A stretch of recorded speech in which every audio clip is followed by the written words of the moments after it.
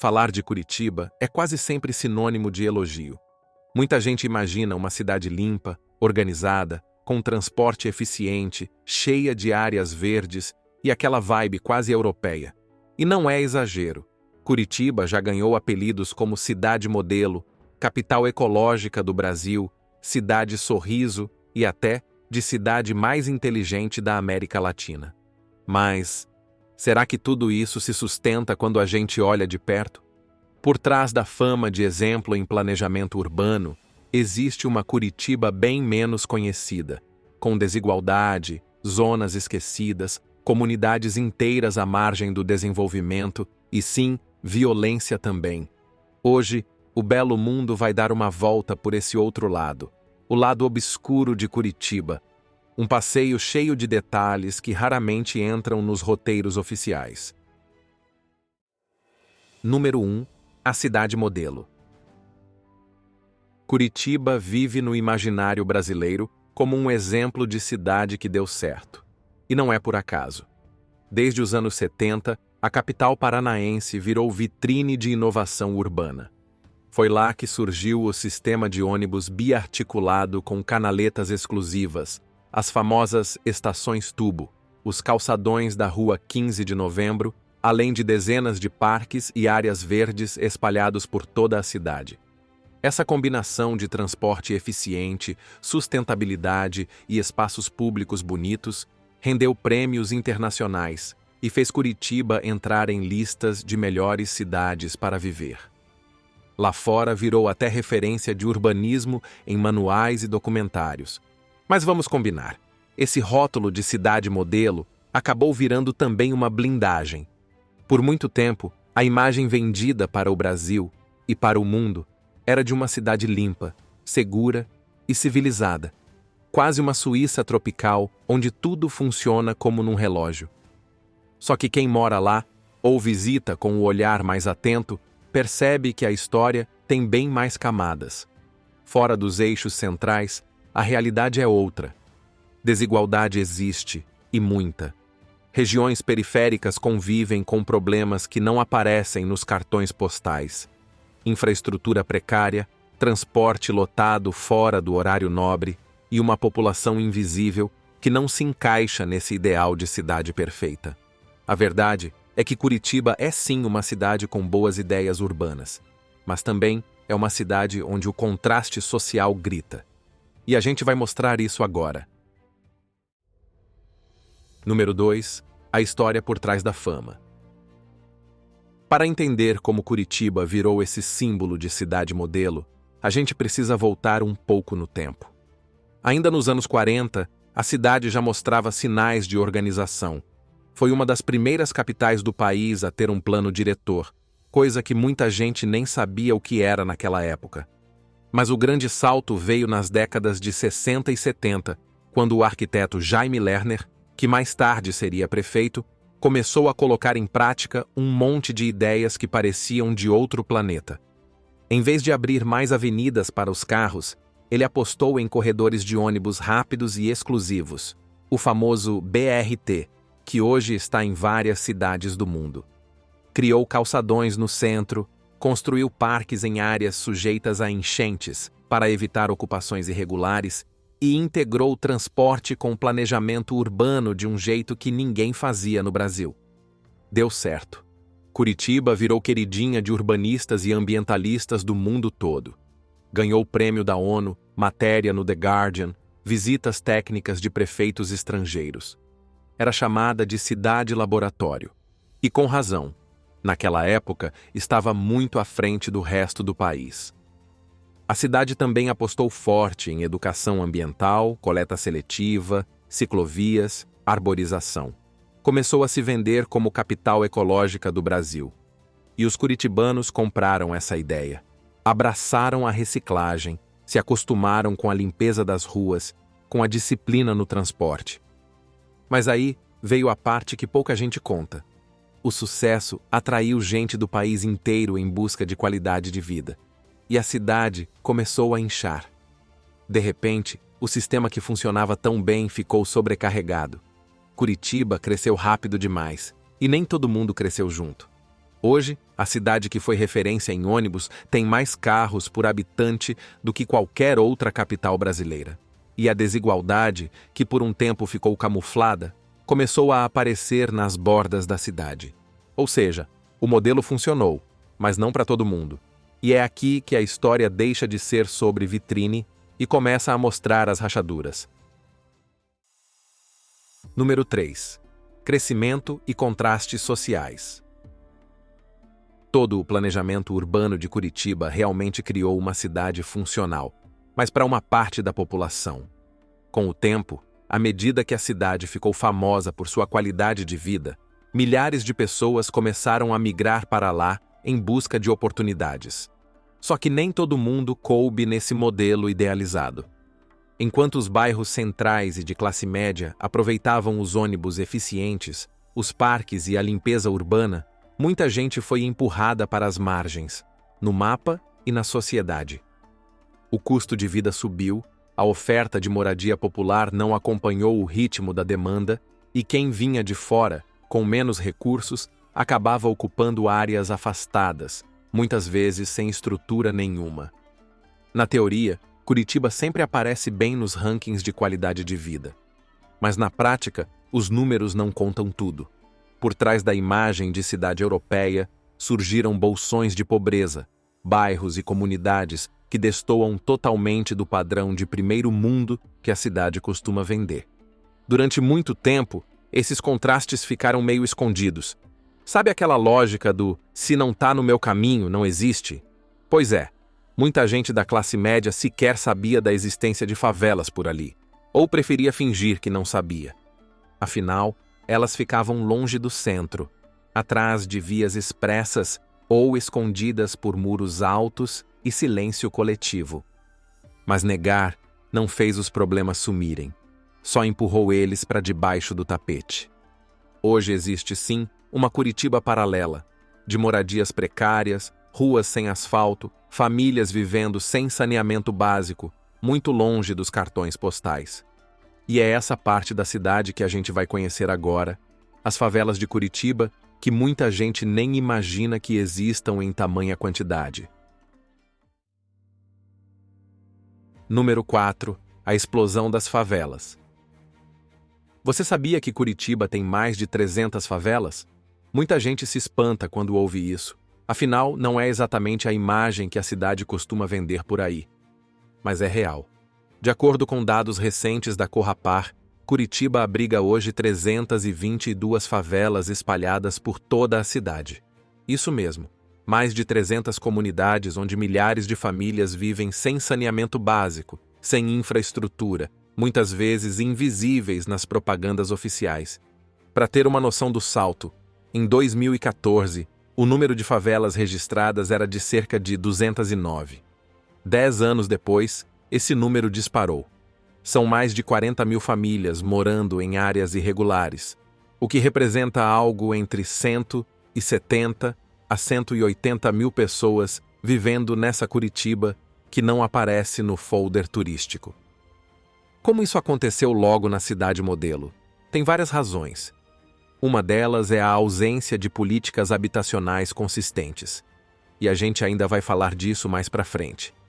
Outra é o velho padrão curitibano de fingir que o problema não existe. Por muito tempo, os dados sobre favelas ou déficit habitacional simplesmente sumiram. Não era algo que a cidade queria mostrar. Foi só em 2024, depois de muita pressão, que esse número atualizado veio à tona, revelando também uma fila de quase 60 mil famílias esperando por moradia popular. Ou seja, o problema estava ali o tempo todo. Só que, enquanto a cidade ganhava prêmios por urbanismo, milhares de pessoas iam se virando como podiam, levantando barracos onde dava, formando comunidades improvisadas às margens de rodovias, atrás de bairros nobres, em fundos de vale, sob pontes, ao lado dos rios.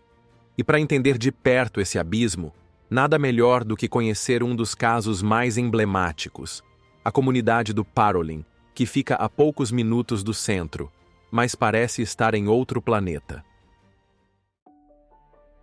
Número 5. Parolim, e as comunidades esquecidas. Imagine andar por ruas estreitas, cheias de buracos, com postes remendados e barracos improvisados.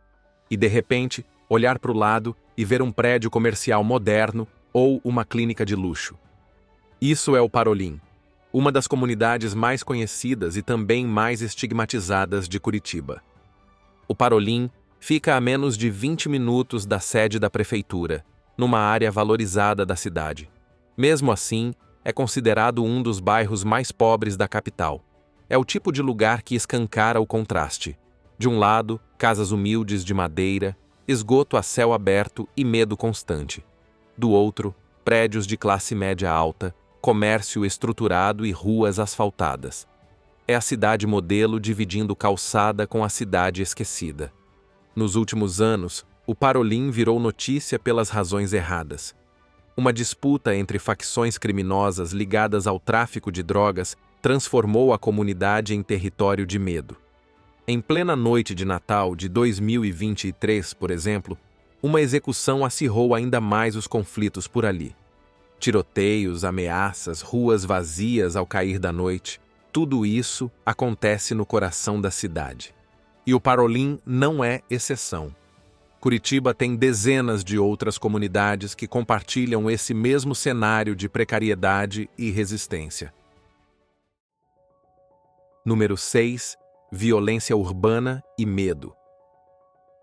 Com o aumento da pobreza e das favelas, Curitiba começou a encarar um problema que contraria totalmente sua fama de cidade pacata: a violência urbana.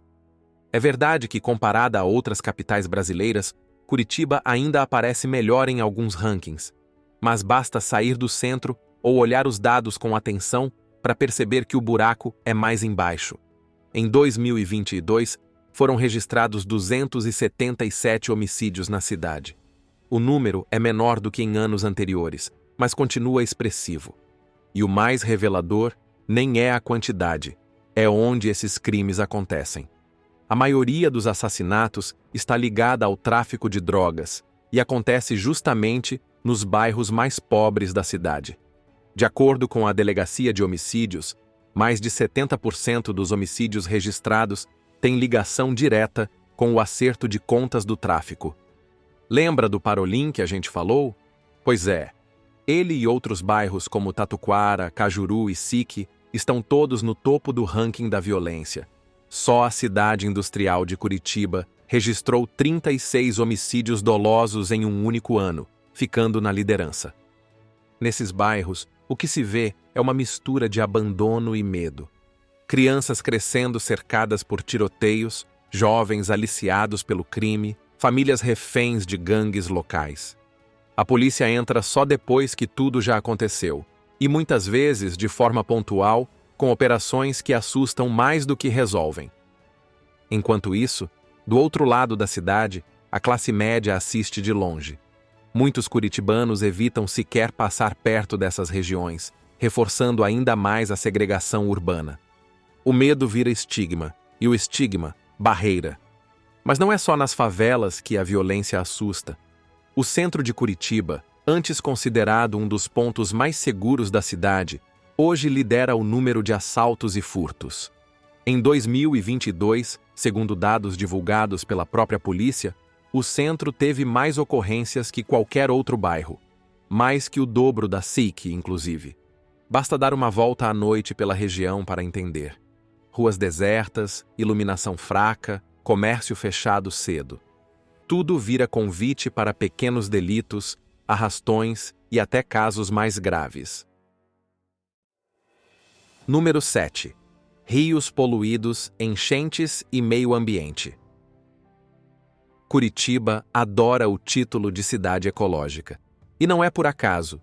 São dezenas de parques, programas de reciclagem premiados e aquela imagem de capital que pensa no futuro. Mas tem um lado que não aparece nas campanhas. Por baixo da grama verde e dos lagos bonitos, os rios de Curitiba estão quase todos mortos. Um estudo de 2019, realizado pela Fundação SOS Mata Atlântica, mostrou que, dos 11 rios da região, apenas um estava em boas condições. O resto? cheio de lixo, esgoto e poluição. Tudo isso numa cidade com uma das maiores redes de coleta do país. O problema é que muito do esgoto vai direto para os rios, por causa de ligações clandestinas, falta de fiscalização e despejos irregulares. Resultado: rios como Belém, Barigui e Iguaçu viraram esgoto a céu aberto. E o pior, essa degradação também causa enchentes. Basta uma chuva forte para bairros como Boqueirão, Rebouças ou até o centro ficarem alagados. Em março de 2023, temporais transformaram ruas em canais, deixando moradores ilhados. Curitiba tem sim parques que funcionam como piscinões, como o Barigui. Mas a cidade cresceu demais. Veio o concreto, os bueiros entupiram, os rios foram canalizados e o solo parou de absorver água como antes. Com um sistema antigo e mudanças climáticas trazendo tempestades mais intensas, a capital ecológica virou uma cidade vulnerável toda vez que o céu desaba. Número 8. Crise habitacional e desafio da moradia. E agora, chegamos a um dos pontos centrais desse lado obscuro: a crise habitacional. A gente já deu um spoiler mais cedo sobre o que está acontecendo. Contudo, o problema é bem mais grave. Pode parecer contraditório. Uma capital famosa pelo planejamento urbano, cheia de prêmios internacionais, mas que hoje enfrenta um déficit de mais de 90 mil moradias. Estamos falando de mais de 90 mil famílias que não têm onde morar de forma digna. Gente vivendo de favor com parentes, pagando aluguel que mal cabe no orçamento ou simplesmente ocupando áreas irregulares por falta de opção. E o número de famílias esperando por habitação popular assusta. Quase 59 mil estão na fila por uma casa. Fazendo as contas, isso dá algo perto de 200 mil pessoas, praticamente 1 em cada 6 curitibanos. Como é que uma cidade referência em urbanismo chegou nesse ponto? A verdade é que Curitiba cresceu mais rápido do que sua capacidade de construir moradia acessível. Os projetos habitacionais que existiram foram importantes, mas ficaram longe de resolver o problema. Muitos conjuntos populares nunca saíram do papel, enquanto o número de moradores aumentava. E como resultado, a gente viu a explosão de favelas, ocupações improvisadas, famílias espremidas em áreas de risco, gente sem teto próprio. O ciclo da pobreza se repete. E se a gente for sincero, todos sabemos que o problema não foi ignorado. Só que as soluções foram sempre parciais. Um loteamento aqui, uma regularização ali, sem atacar de fato a raiz da questão. Nos últimos anos, surgiram novas tentativas de programas habitacionais e propostas de urbanização de favelas inspiradas em modelos de inclusão mais humanizados. São iniciativas importantes, mas que ainda vão levar tempo para mostrar efeito. Enquanto isso, o preço dos imóveis subiu, a renda estagnou e cada vez mais pessoas não conseguem nem pagar o aluguel. E quando isso acontece, a solução de muitos é ir para as favelas ou as ruas. Número 9. Aumenta o número de pessoas em situação de rua. Se a crise habitacional já escancara as dificuldades para morar dignamente em Curitiba, o aumento no número de pessoas em situação de rua revela um cenário ainda mais crítico. Hoje, andar pelo centro ou por terminais de ônibus virou um choque. Famílias dormindo sob marquises, barracas de lona espalhadas pelas calçadas, cobertores improvisados em praças. O que antes era exceção, agora faz parte da paisagem. Curitiba ultrapassou a marca de 5 mil pessoas vivendo nas ruas, um aumento de mais de 70% desde 2019.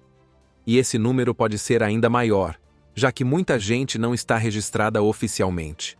As causas são várias e já conhecidas que já falamos: desemprego, moradia inacessível, dependência química, saúde mental negligenciada. Muitas dessas pessoas já tiveram casa, trabalho, família, até que uma crise virou tudo de cabeça para baixo. Hoje, mulheres, idosos e até crianças estão nas calçadas da cidade modelo. Sem acesso a banho, alimentação regular ou documentos, ficam presas num ciclo difícil de quebrar. Sem endereço fixo, não arrumam trabalho. Sem trabalho, não saem da rua.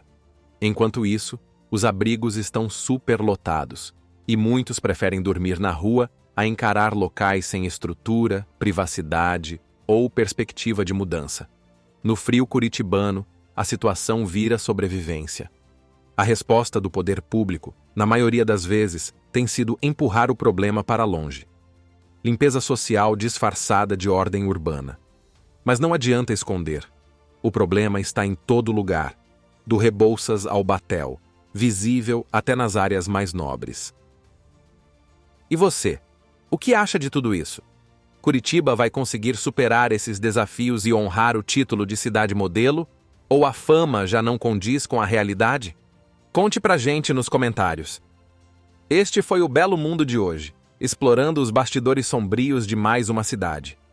Se você aprendeu algo novo hoje, deixe seu like e até a próxima, porque por trás de cada cidade famosa há sempre muito mais para se descobrir.